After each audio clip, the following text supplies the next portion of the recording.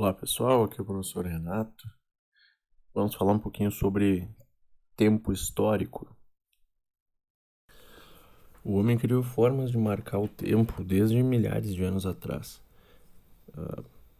sempre utilizando a observação dos fenômenos da natureza, mas ele cria formas de dividir, perceber o tempo, que daí é o que a gente entende como os relógios, os calendários, ou mesmo a periodização histórica, que a gente vai falar um pouquinho melhor depois.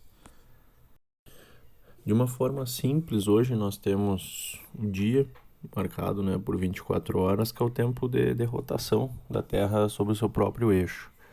Mas nem sempre durante a história foi marcado dessa forma. Hoje nós dividimos em 60 minutos e, por exemplo, na Mesopotâmia, eles marcavam 12 horas, 12 partes, na verdade, do dia, que começava quando o sol estava bem a pino ali, quando ele era bem acima das nossas cabeças, né? Meio-dia. E outros povos marcavam a partir do que ele aparecia no horizonte, ou seja, o sol nascente, e outros, como os judeus também, que marcavam o começo do dia a partir do pôr do sol. O ser humano utilizava, é claro, os elementos da natureza como forma de se orientar, principalmente o sol. O sol ele guiava muito a questão de horário num período em que não existiam formas de marcação. Mas desde os primeiros relógios, e claro, o relógio do sol ele vai ter muita referência, como por exemplo os egípcios que usavam os obeliscos, que eram gigantescos totens que marcavam a sombra no chão como forma de orientação. O próprio relógio do sol ele é essa referência. Mas e à noite? Como eles podiam marcar períodos de tempo? Existiam alguns exemplos como o relógio de água, a clepsidra, onde um recipiente com água no local mais alto despejava a água num recipiente que estava no local mais baixo. Ele demorava um certo período de tempo para poder passar a água do recipiente mais alto para o mais baixo, e assim eles tinham essa medida de tempo, de certa forma eficaz. Também tinha o próprio relógio de azeite, o relógio de óleo, que eles extraíam de plantas, que eles queimavam e demoravam um certo tempo para queimar aquele óleo, aquele azeite. Também tinha lógico, famoso, o relógio de areia, né, ampulheta, que demorava um certo tempo para a areia poder escorrer de um recipiente para o outro. E aí assim eles tinham também o controle desse tempo que tinha passado. Já os calendários eles vão surgir como uma forma de conseguir agrupar esses dias para que eles não fiquem soltos, para poder ter uma referência. Diversos povos em diversos locais do mundo, muitas vezes sem contato uns com os outros, por exemplo, os indígenas aqui na América, eles criaram formas de calendário. Eles muito utilizavam as estações do ano e a agricultura como base para poder criar seu calendário e usar como marca. Hoje no mundo nós utilizamos o calendário cristão, que é o calendário usado pelos ocidentais, como nós chamamos.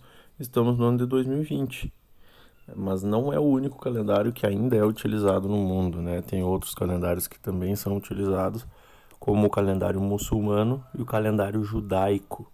São dois calendários, então, que marcam principalmente pela parte cultural e religiosa dos muçulmanos, ou também chamados de islâmicos, e os judaicos, que também são chamados de hebreus. Eles têm seu ponto de referência e a partir dali se inicia os seus calendários. O calendário cristão ele tem início então no nascimento de Cristo e ele é marcado a partir do ano 1. Não é como nós fazemos aniversário, nós nascemos, vivemos um ano para completar um ano, né? Ficar o ano 1. Não. Na verdade, o calendário cristão, ele já, ao nascimento de Cristo, ele já é contado a partir desse momento, o ano 1. Então, inicia-se o ano 1 e, basicamente, quando ele completa o seu primeiro ano, o calendário vai para o ano 2. E assim nós contamos até 2020 hoje.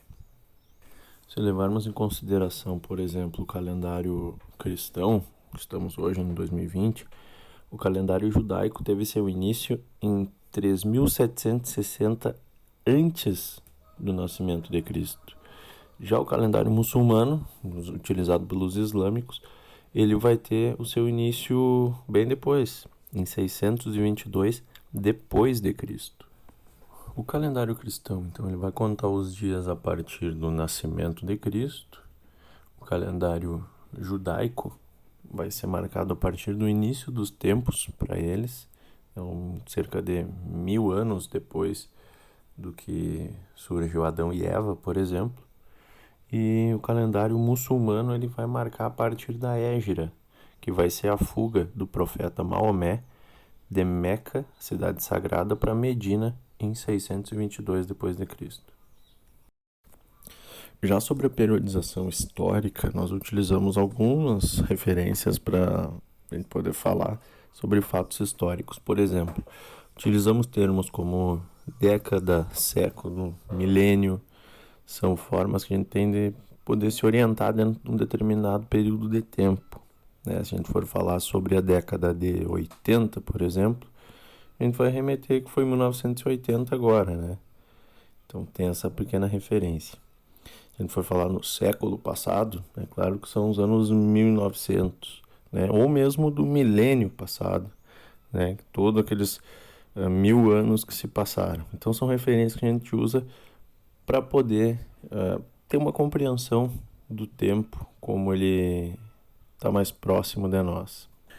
E como nós utilizamos o calendário cristão, que marca os dias a partir do início de Cristo, mas que houve muita história antes do seu nascimento, nós utilizamos aquele termo, né, comum já, que é o antes de Cristo, AC, para se referir à história que aconteceu antes do nascimento de Cristo.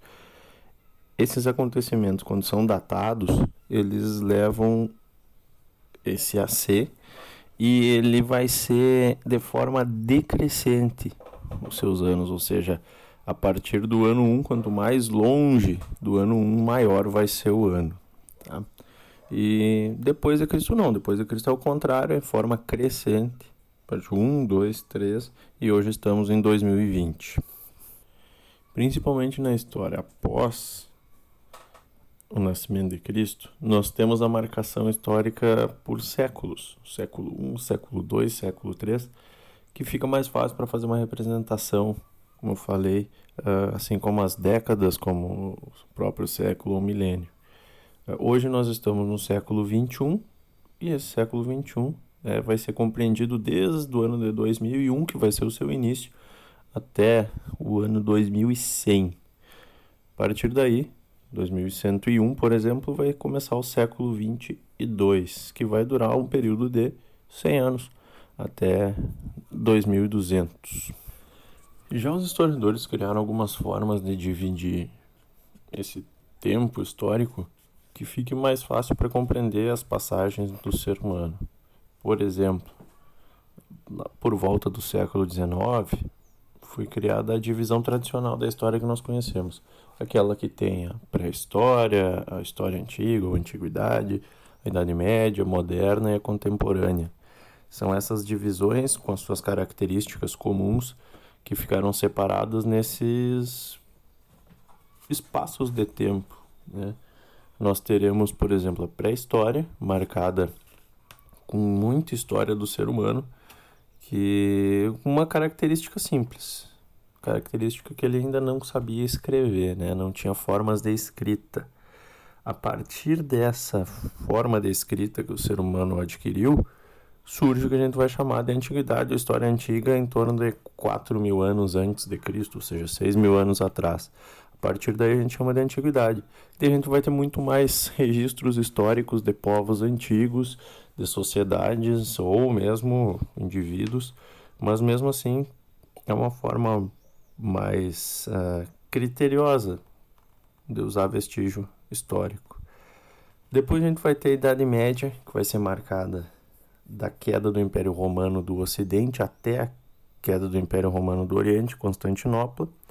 Depois a Idade Moderna, que vai desse período da queda de Constantinopla até a conhecida Revolução Francesa. E após a Revolução Francesa começa a Idade Contemporânea, que são os dias atuais, né? Que vem até os dias atuais. essa idade contemporânea. Então, o homem sempre percebeu a passagem do tempo, ele sempre percebeu que haviam ciclos, né, o dia, a noite, né, sol, a lua, períodos de clima diferentes, as estações do ano, e isso sempre intrigou os seres humanos. Então, eles percebendo essa passagem do tempo, eles tinham que ter uma maneira de poder controlar, entre aspas, essa passagem do tempo, né? De fazer um registro dessa passagem, de poder controlar um pouquinho o que eles sabiam que não podiam controlar, essa passagem do tempo. Então, foi assim que criaram formas de marcar esse tempo, como relógios, calendários. E nós, na história, utilizamos o tempo histórico, que é uma maneira que nós temos de poder compreender, separar e principalmente relacionar fatos e eventos no tempo histórico que façam alguma referência para nós. Daí vem essas divisões, falamos décadas, né, períodos de 10 anos, séculos, 100 anos e milênios, 1000 anos. E aquela clássica, como eu falei, a divisão tradicional da pré-história, antiguidade ou história antiga, idade média, idade moderna e idade contemporânea, tá? Por hoje é só, pessoal. Muito obrigado e até a próxima.